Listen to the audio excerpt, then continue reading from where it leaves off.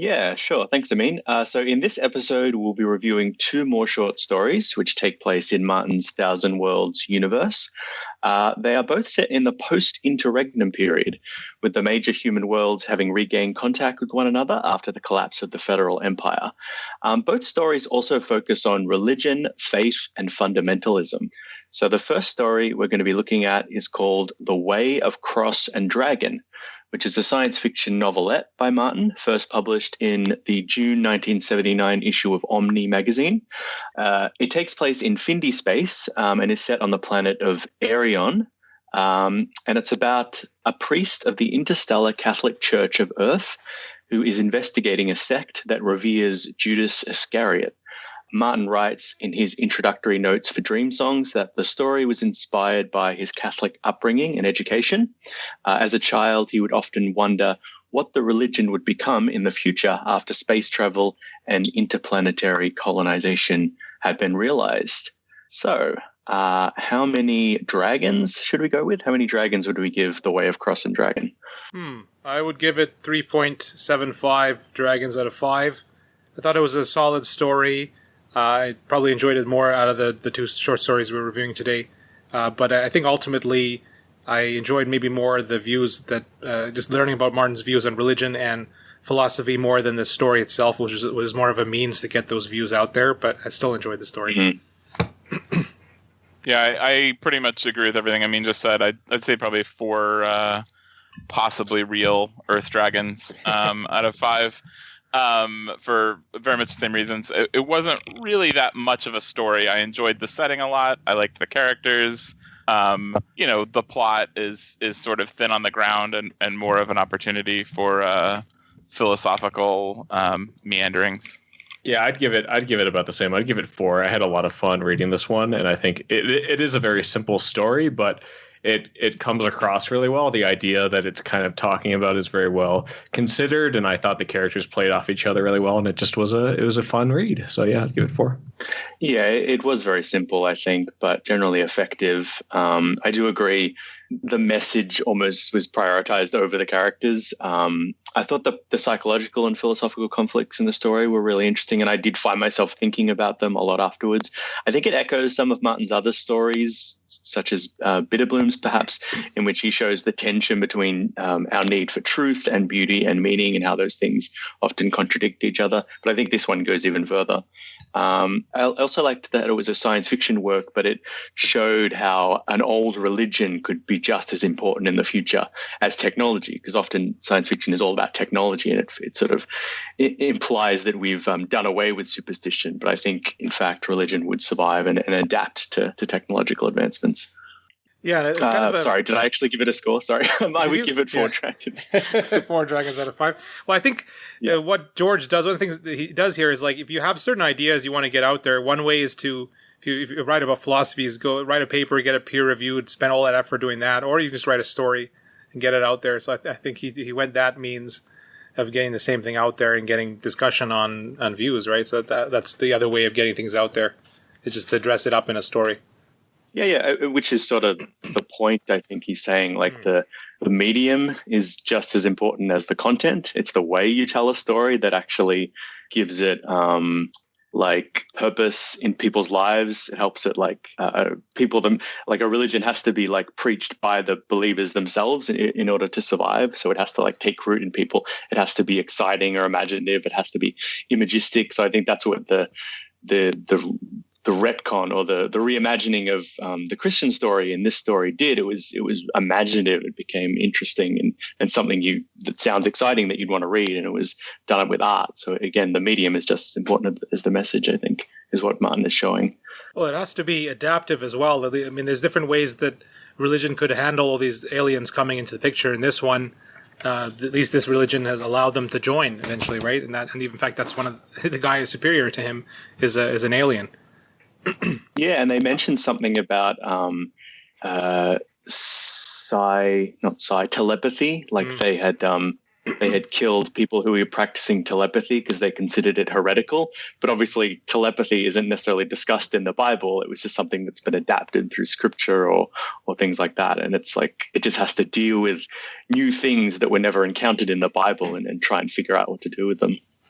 That reminds me of Night Flyers when I think there's talk of people being persecuted for being telepaths depending on the world and what views were there. So this church is against them. And in fact, I think it was the same planet, because this planet starts on Vess, and I think the mother of Night Flyers came from Vess as well. So it might be like a bit of a religious stronghold.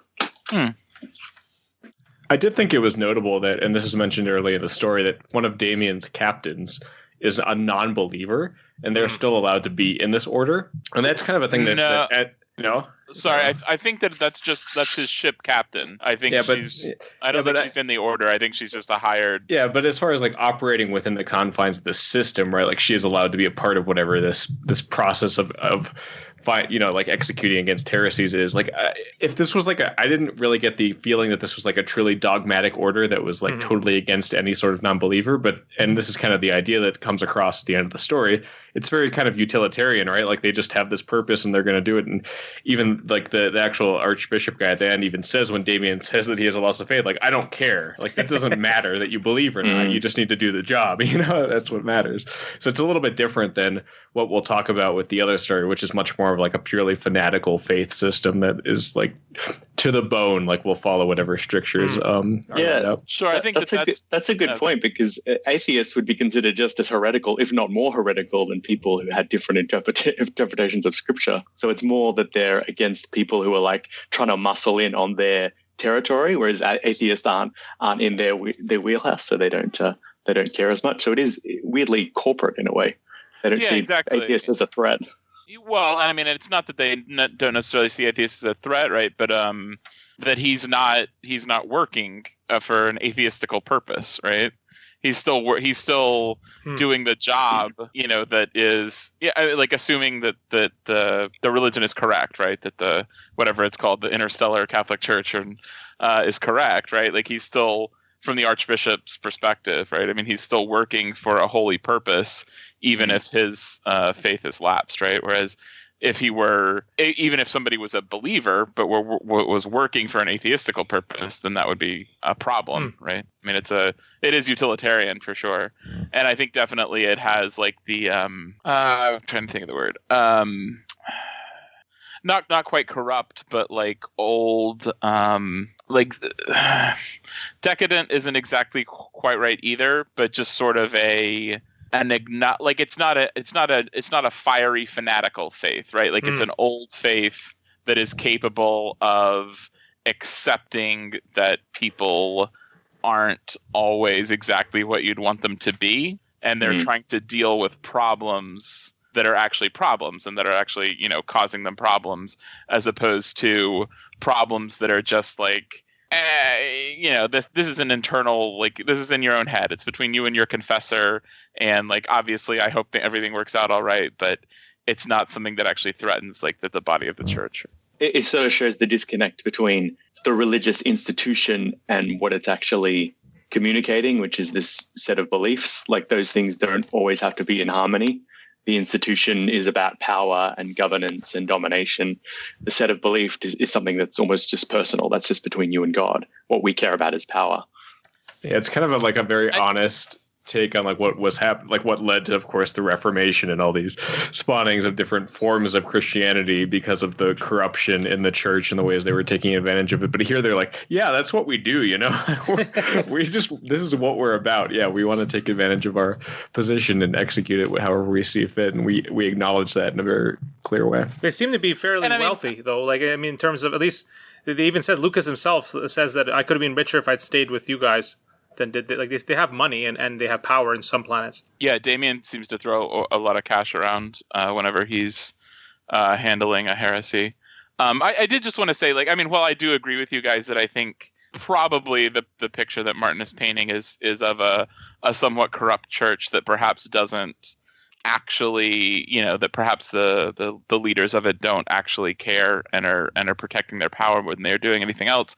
I think that you could have a person who does think that the message is important, right? And who wants to convert people and who wants people to believe the correct thing because they think that belief will, take people to heaven. It will save people, right? And that I think you could have a person who's a true believer and who is trying to increase the reach of the church for true believer reasons, but who's willing to use people who don't believe, right? Mm-hmm. Who would be willing to take the the Father Inquisitor and say, yeah, I mean, that's too bad. I'm sorry you've lost your faith, but you help the church, right? You spread the correct message, and I want you to keep doing it whether you believe or not.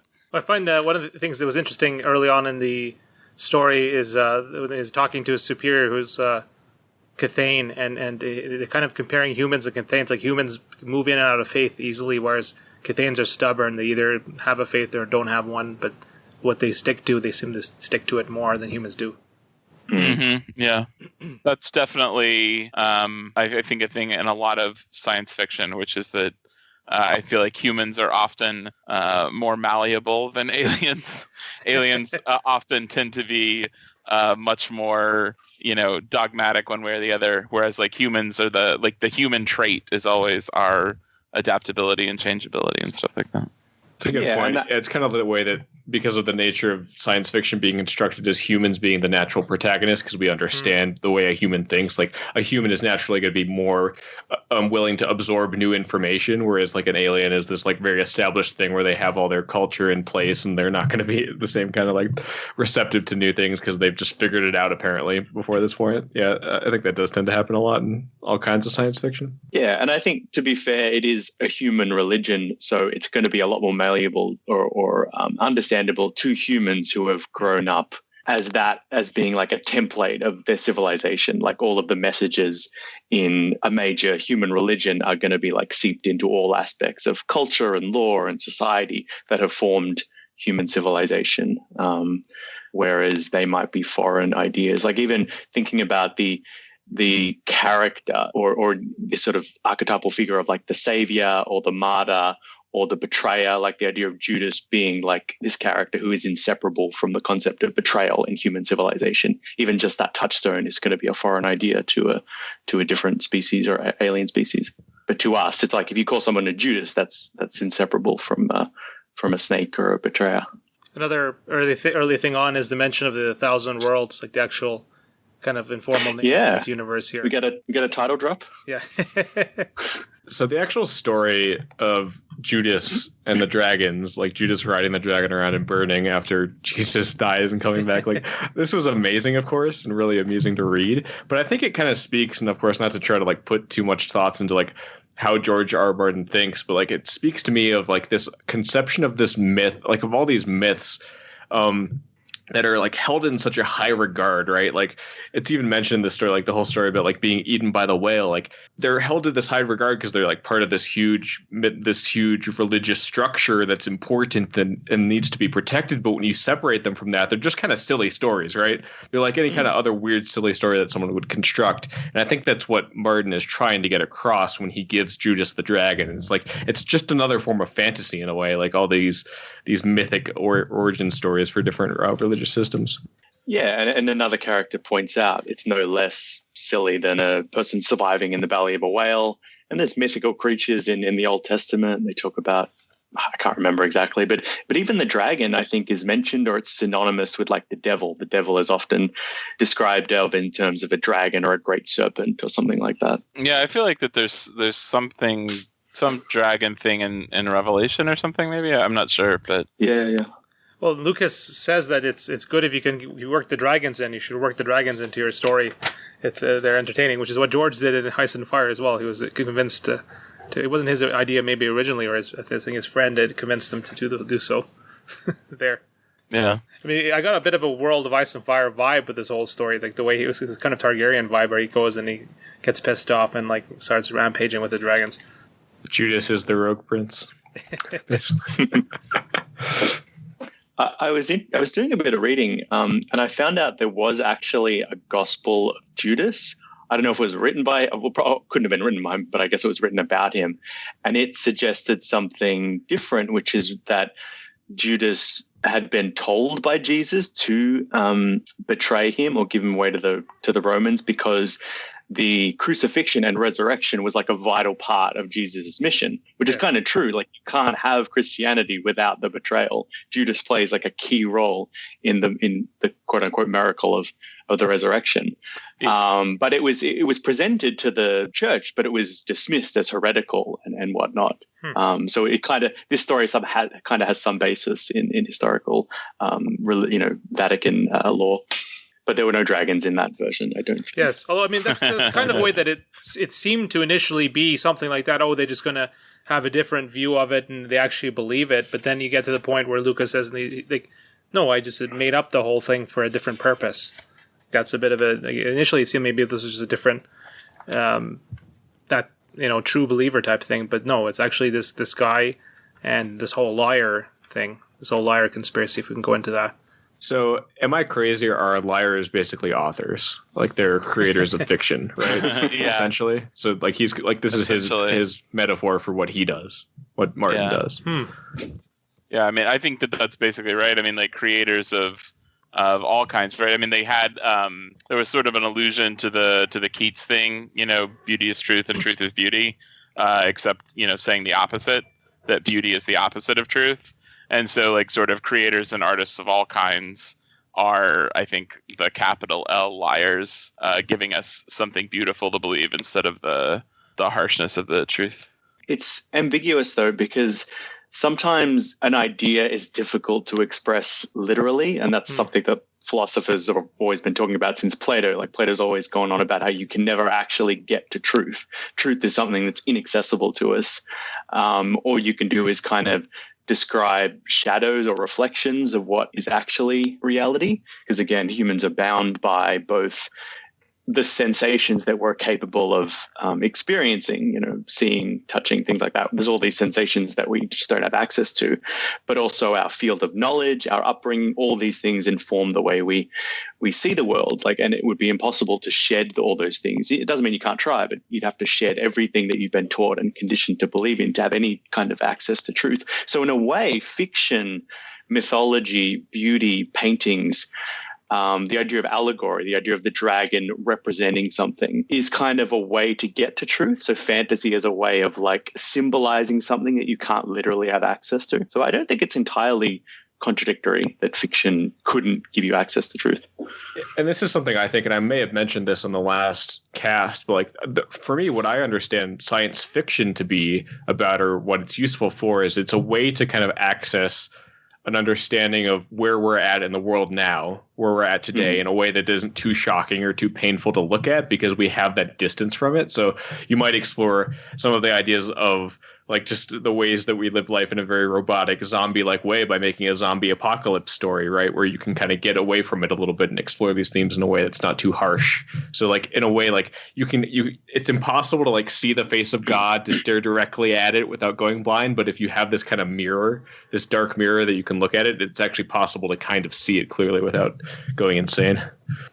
Yeah, and I think I do a lot of research into horror, and that's one of the things I noticed about different periods of history, that certain types of horror films became very popular. And even in recent history, in the early 21st century, when we had the Iraq War, the War on Terror, whatnot, there were lots of movies about that subject, about the Iraq War, that were being released in theaters, but they were incredibly unpopular. Nobody wanted to go see these films, but horror films about torture, about zombies exploded in popularity. So it's kind of like people were sublimating all of their anxieties about the reality and putting it into fiction in order to process it.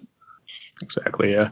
And there's a lot to parse here, like about this notion that's explored when Luke is talking about it, of like, it's great. It's awesome if you're able to believe in something, right? It's awesome if you're able to have true faith in something, because that protects you from the horrors of life. Like life, if you are looking at it clearly and you understand what it's like, is just awful. Like acknowledging that this is a finite thing and you're going to die and you're going to stop existing forever is a lot scarier than believing there's an afterlife, right? So if you can truly, honestly believe that, you're going to be happy. And what else matters really in life than being happy, right? Like that's all that you're really going to try to achieve. So I thought that was a really profound point, and something like I think a lot about personally. But yeah, it's like, in a way, if you're with the liars, like, is your version of that, like your ability to love fiction and to believe in fiction and to believe in storytelling and stories, like is that Martin's version of faith in a way?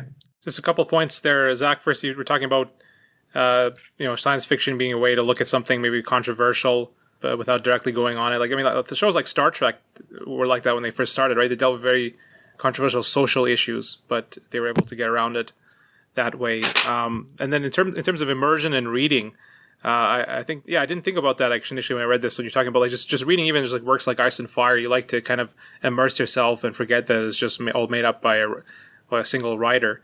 And then you don't like the things that take you out of it. Like you don't like when there's too many references. I mean, like George had a reference to like a bet he made with somebody, and in Dance of Dragons he put in like this whole thing with this bet from this guy from Montreal, and that kind of takes away from the experience when you for me anyway, when I see something like that. Too many inside jokes or references to obvious in life things takes away from the immersion. Yeah. But back to Lucas here. I mean, even Lucas has a few fundamental points that he says are like faith is required. He says there's some things that cannot be proven. We believe that life is worth living, and we like he can't prove that, but he wants to believe that, and the rest is just a means to that core principle. Right, and you have to. If you're successful in life, you have found some reason why it is worth living, and for some, that might be a faith in a higher power, and the sort of certainty that life will not, life as leading to something, right? Like that there's some reason why you exist. And for some people, like, and I think this is kind of what he is getting at, is like for some people, belief in stories and belief in the sort of like a life affirming power of stories. And I think this is kind of like what that famous line from Jojen, the reader lives 1,000 lives line is about too, is this idea that like your life is just fuller if you live other lives too, and you can do that in a way that is like honest and true in whatever way that's possible. Mm. It also reminds me of the Tyrion line where he says, death is so final, but life is full of possibilities. Because you're right, if you look at like the truth of the cosmos and the way that Lucian describes the truth of the universe is petrifying. You can't find meaning there in a way. And a lot of existential philosophers would say, well, the only logical thing to do is kill yourself. There's no point. But at the end of the day, it's like, well, maybe I can't find meaning, but maybe if I start with the supposition that I can't necessarily prove at this point, but there is meaning, and maybe I'll try and find meaning, that anything can happen. And there's probably plenty of points in history where people looked around and said, there's no hope. There's no way we can get out of this. If you're stuck in the middle of the plague and you look around, everyone is dying. There's no way you can survive, and you might not survive. But maybe things you can do, things you can write, things you can teach your children, they will live on after you're dead. So it's like, okay, if you just look at yourself alone in the universe, maybe there is no hope. But maybe you can do things that will have meaning beyond your own flesh. And that sort of, I guess that's one of the ideas that religion tries to say. It's like, it's a collective action. It's a collective meaning and narrative that we keep teaching to the next person. And that goes the same with fiction, anything, art, anything. That's a way that meaning can persist beyond the individual. Yeah, and I think Lucian's, I just kept saying Lucas. I guess that fits more to this faith thing than Lucian, but he's a voice point for Martin, I think, here. Like, I mean, something Martin realized, I think a lot of historians have realized, is that, I mean, nihilism, you can't build a society on nihilism. Right. It's not going to survive. So it needs, whether religion or some other philosophy is there, something is needed if you want your society to survive. Otherwise, it will just collapse. And that's what Lucian is trying to do here. And he's using faith here for the method, but he's talking about ideas and philosophies, etc. It's like you have to build it on a substance that isn't sound until you can find a sound substance to replace it with. Well, he doesn't, he's not even sure. I mean, he says maybe it's at some point there'll be one view that can replace everything, but he's not even sure about that. Mm. How do you guys interpret the ending when, of course, Damien has the loss of faith, but he chooses at the end to name his ship Dragon? Is that like a happy ending of him like choosing to believe in that, or what is going on there? Yeah, I'm not sure, because he seems to come to some realization about his relationship to Christianity, but says, but I'll still seek truth. So to me, it's kind of like, okay, he's not going to change at this point. He's still going to just keep doing the mission of the church, but he's come to a realization about himself that may eventually lead to some kind of, or he's come to, it's like his experiences on Arion have laid bare his actual role as a weaver of lies. And I don't know if he might still think it's worth it. Like he might say, okay, I am lying, but at the end of the day, more good comes out of this than bad, or I'm going to do it in a way that more good comes out of, or maybe he's just on a journey. Maybe he hasn't come to a destination yet. He's just like, I see a part of the world that was previously hidden to me, and now I'm going to see where it takes me. Do you think he thinks of himself as a capital L liar at the end? Maybe, yeah. He might. I don't know. I think he does. I mean, if you look, the second to last sentence is exactly that, is it not? Like, he's accepting what Lucian told him. Yeah, which is ironic in a way, because it suggests that the liar's mission was a success. Like, he talks towards the end about how he eventually dismantled this religion and forced the head honcho to flee the planet. But at the end of the day, this seed was still implanted in him that might end up making him a key part of this secret order. Yeah. A couple other big points that kind of lead into the next story. One is Lucian's talking about how religion and how it can help a society, but then when it can eventually go against the society and not be of use anymore if it doesn't adapt, right? It can get into an extremist form. And he's talking about how, like, this religion will fit Arion pretty well because it fits the people there. But I think this theme goes on to the next story for sure. Like, it's something will continue, how a religion can adapt or not adapt.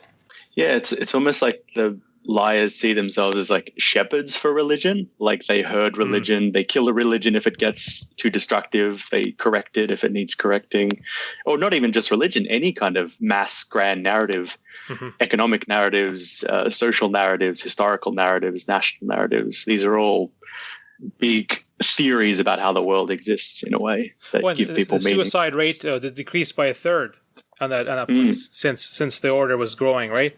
Like, you can see the tangible effects there. I mean, that's one of those interesting little things where it's like, I mean, whatever, it's a story, so I mean, it's not a newspaper report or anything, but I did sort of stop and I was like, oh, what was it before? Right?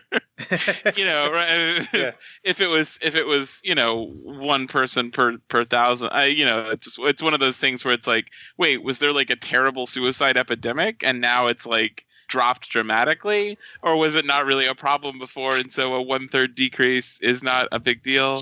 I don't know. Anyway, I mean, it doesn't matter. I mean, that's not the point of the story. Well, but it was something that I bumped on. I mean, like, in this faith doesn't cause too much harm there, right? Compared to the faith of Damien, it's like this faith fits the people here. It'd be interesting to compare this story to A Song for Lyre, which is also about a planet where there's mass suicide rates. But that is explored in the characters. Why are these alien species committing suicide? And they see it as a good. They see it as like a joining to each other. But that's another story that deals with religion. Another interesting point is Martin talking about the combined computer system, like all the schools and universities are connected, like the internet, essentially, and then how they go and they scrub the internet of this faith. They're like purging from there. Yeah, that was interesting. I mean, just the fact that, like, that the scholars of that world were resistant and were like, this is a doctrinal fight or whatever. But they, like, they came up with sources from non-Christian planets and stuff. And eventually, like, I like that. Like, that was just such a nice, I don't know, it was like the system working. Like, obviously only working because, the church was spending a ton of money making it work. But still, like, the peer review or whatever, like, the academic system working, right? Like, presented with enough evidence, they were like, I see, yes, our archives are mistaken when we will correct them. I like that. It almost looks like Wikipedia, like when people have to do, like, change things, right? Show other sources or something, right? So that's kind of interesting. Yeah, I think. I mean, my view is that he did become a liar by the end. That's the whole. I mean, John was a telepath, right? The guy he read him. That he was very close to becoming that. Although, I mean, you could see how he could have gone the other way. I mean, the guy in Robin, A Song for Lyre, I think, was tempted to go one way, and then he's like, no, I'm just going to go keep searching and search for the truth. So, but I think in this story, Damien did become a liar. Yeah, I'd agree. I think the question, right, is, so you reach that step in being a liar where you realize there is no truth, right? That's the first step. The next step is, can you find peace in that? Like, can you construct your own form of happiness, which seemingly the other liars have been able to do, but has he at this point? I think that's probably more so a question that he hasn't yet solved. I mean, I don't know that the liars necessarily have to construct a truth that they find. Well, I guess, I mean, like, the common truth that all of the liars subscribe to is that it is worth it's worth trying to make people happy, that happiness has value. Right. Agreed. And so I think that he does believe that, probably. I think that, it's mentioned and, it's implied and mentioned a few different times. I mean, he's not a cruel man. He has, as he said, he had participated in, pogroms or cleansings or whatever of psionically gifted people.